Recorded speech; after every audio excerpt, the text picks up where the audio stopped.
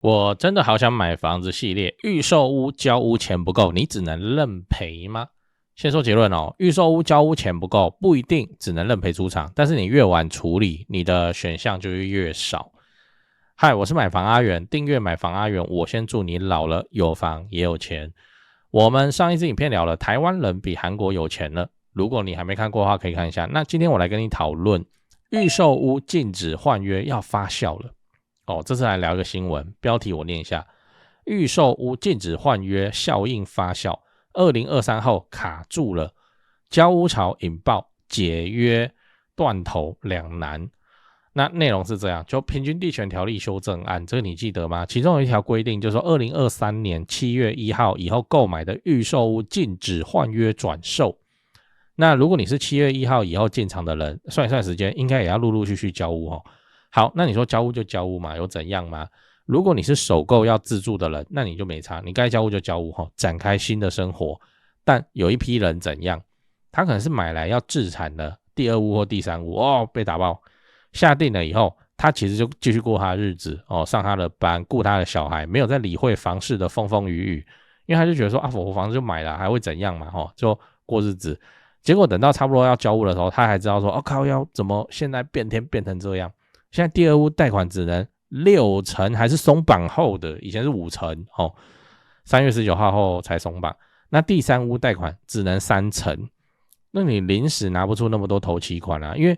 在他買預售的當下的時空背景就是怎樣，就第二屋7成吧，7成，所以他只準備3成，你知道？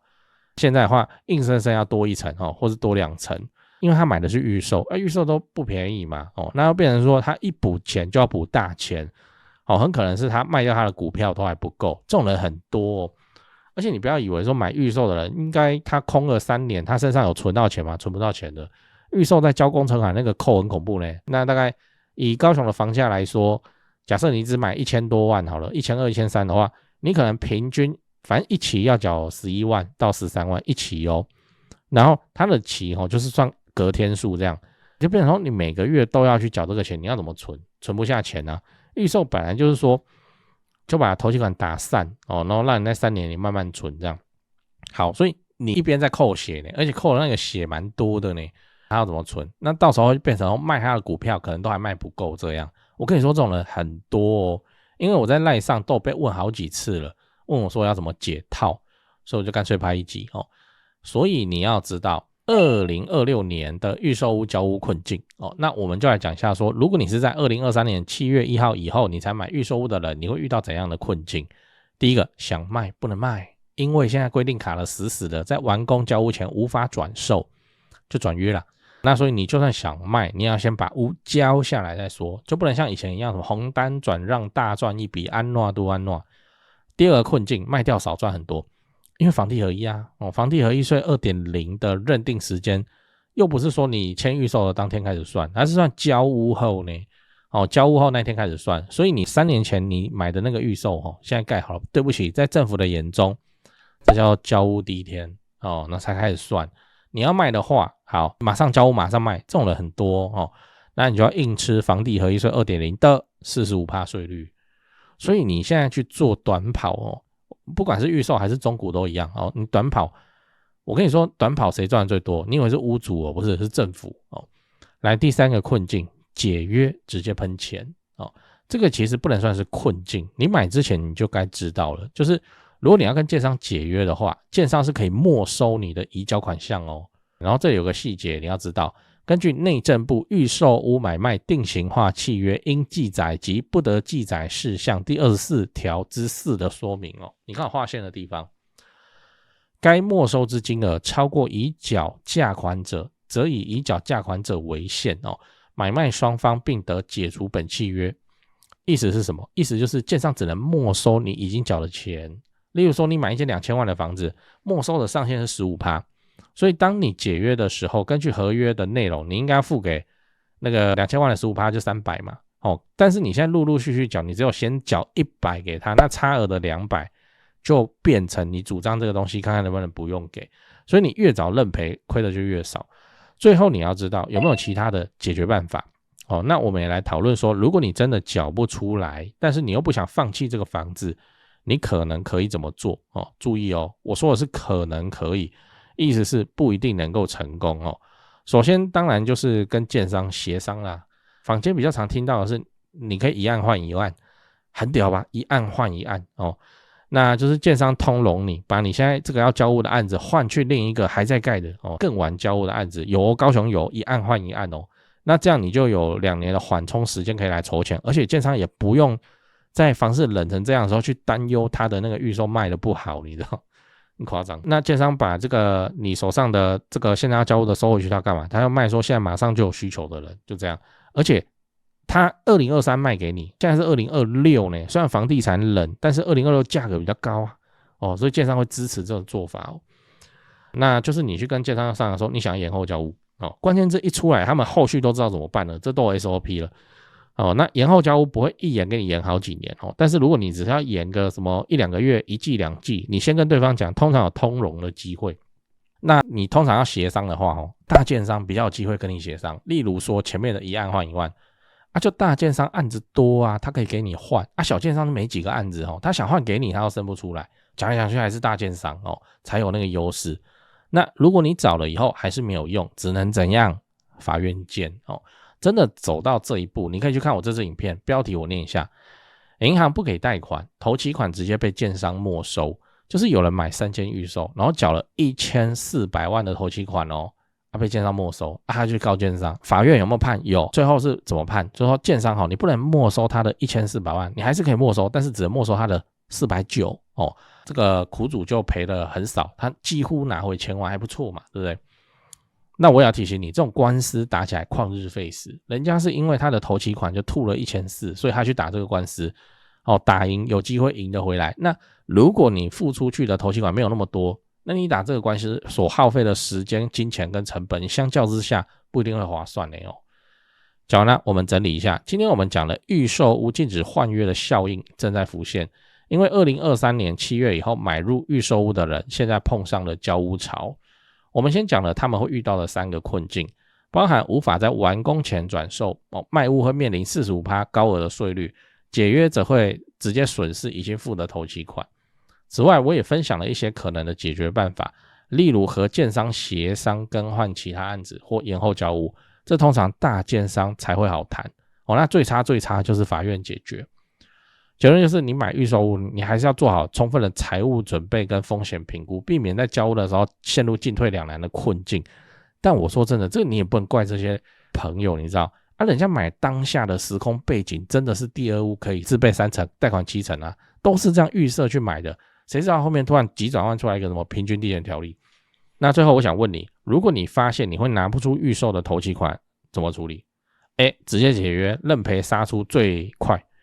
B. 想盡辦法借錢撐到交屋後再說。 C. 和建商協商，試着拖看。在講八卦之前來點乾貨，很多朋友會問我說，阿元你房地產做這麼久，有沒有口袋名單啊？這不就來了嗎？掃一下這個 QR code， 我有的牌都在這裡了。進去先點影片看我介紹，讓你心裡有個底哦，然後就可以直接加他們的 LINE 了。買賣房子，台北找銷店，高雄找林店，美術之星，這2位都是我的大前輩，我有問題也是直接問他們，你就直接敲就對了。如果你雙北要裝潢漢意室內裝修嘛，很多觀眾朋友合作以後都覺得很滿意。那如果遇到了法律上的問題，有頂尖律師可以幫助你。好啦，我有的資源都給你了，你有需要你就大方用，不用客氣。最後我要請你支持我，加入我的頻道會員，每個月250塊錢，直接抄我做好的重大建設功課。高雄自產哦，老會員都跟超過1年了，沒料的話大家早就跑了。最後也不要忘了幫我按下訂閱按鈕。YouTube 的後台跟我說有 74% 的觀眾還沒訂閱，這樣都能超過5萬人支持。如果你還沒訂閱，麻煩先按一下買房阿元 logo 旁邊那個可愛的按鈕，對，點下去就對了。這樣我離10萬訂閱又更近一點，拍片的動力也會暴增。按好了嗎？感謝你這麼挺我，祝你老了有房又有錢。講八卦講八卦。關於這個預售屋交屋，還是那句話，按人家當下時空背景在買的那就是那個時空背景啊。結果你現在就變嚴格了變成說什麼第2屋、第3屋，人家就爆了所以也不能是全怪這些人說你看他的那個財務體制，誰他媽準備買一個房子會準備5成除了掛失的人掛失的人。講講幾個這種比較狗血的故事，預售屋交屋的狗血故事。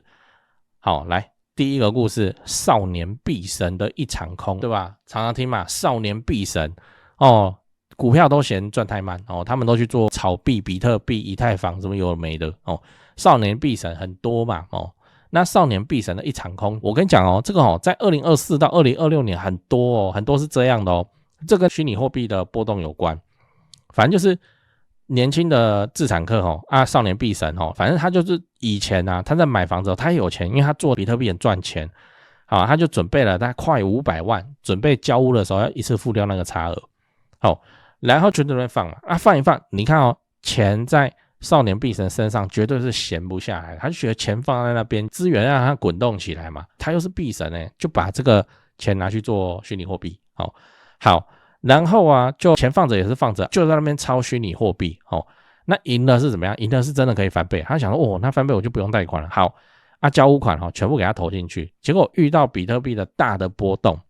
500萬就瞬間就蒸發到剩下40幾萬，这樣屋交不出來了。对啊，然後交屋通知書寄到家裡的時候，也不敢跟老婆講其實他已經賠掉這些錢那開始就要向親戚朋友借錢周轉，甚至騙爸媽說要創業。此時那個沉沒成本就發生了，就是說他可不可以選擇不交屋？可以他賠就疼所以就不管先借錢好了然後最後怎麼樣？就是去跟爸媽借那還鬧到老婆就跟他吵着要離婚你看你要玩那個你賺錢的時候超風光，結果這個是我們自己的愛的小窩這以後我們成家立業的家你就這樣拿去，反正就是這樣丟了房子然後還賠上全家人的未來，反正少年必神，你要說勇是真的有夠勇的，而且比特幣據我所知，那個行情在大起或者大落都有人會報，就是你醒來，因為它24小時交易不停的嘛，你醒來後你看趨勢是往上漲的你也是做多的單，然後怎麼樣？你爆了為什麼會插針會突然下去，突然拉起來，把這些人都插爆有這種說法，我不知道，我聽我朋友講，他在做就這樣好，你看少年必神消失的交屋款那還有另一個故事這也是我聽到，然後把它整理整理，有沒有可能預售屋交屋會變成那個婚姻中的武器來弄給你看，愛人變仇人而且這個也不是很少發生，你幾乎每一個案子100多戶200多戶這樣交都會發生這東西是這樣，就是男女朋友在準備結婚或是結婚了都好了，反正就是一對夫妻，然後他們買2000萬的預售屋2000萬的預售屋，那講好是什麼？男生出前面就头期款那些女生負責裝潢跟未來的房貸什麼有沒的，再討論。你在濃情蜜意的時候怎樣都嘛 OK 就一起為了這個家努力。好，結果你看預售要蓋很久嘛，對不對？3年4年甚至有些案子會給你蓋到5、6年的好，結果這中間感情就發生變故，男方外遇被抓，然後就離婚了好，那這個離婚的時候怎麼辦？男生此時就變成他一邊要打這個離婚的官司，然後一邊要硬生生就要去把這個屋給他交下來。那當初因為是愛的小窩嘛，所以登記的時候要給女人安全感又把這個名字簽的是那個女生的名字。好那現在他就撤了嘛，那以後要一起住是不可能的那所以男的就想要怎麼？那你把錢給我這個房子你拿回去，女生不要。現在你是把房貸都甩給我自己一個，而且當初是要一起結婚要一起住，我們才需要這個房子現在你都外遇了都離婚了，為什麼我還要繼續拿這個房子女人沒跟，就這樣。那交屋的時候那銀行貸款就需要簽名嘛，女生就故意不出面，什麼有的沒的，就是跟他鬧就對了。鬧到最後怎麼樣鬧到最後就是這件事情就很不痛快男生就幾乎血本無歸，然後女人就快意恩仇，就這樣所以這沒什麼所以這個感情這種事情意外什麼時候來也不知道。預售屋又是蓋那麼久，那你中間你既然是男人外遇所以講起來大家群情激憤，女人感情方面也有可能有出現一些問題對不對？這樣的合作方式就會出現裂痕，很多啦。預售屋交屋，預售屋沒有不好真的沒有不好，只是說你也很難考量嘛，真的很難考量嘛。我現在要說要規劃到3年後4年後的事很難真的很難除非是比方說考上一個大學 OK 好，然後我預期我4年後大學會畢業，大概這是這麼確定的事情，你才有辦法預測。不然預售屋交屋動輒3年動輒4年，那你的另一半你們的感情問題然後這中間的什麼虛擬貨幣，這種股票的波動誰有辦法預測？所以預售屋真的是要